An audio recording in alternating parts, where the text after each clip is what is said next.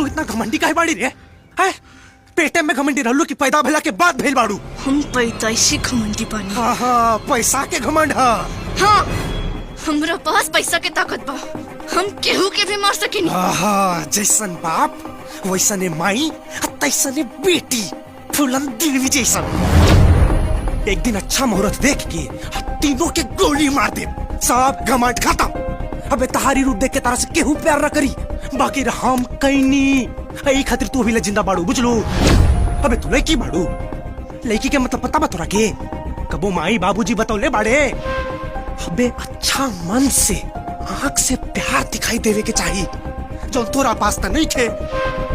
तोरे जैसन जिद्दी घमंडी लड़की के प्यार करे के ताकत भगवान हमके दिले बाड़े। तू हमके बहुत अच्छा लागे।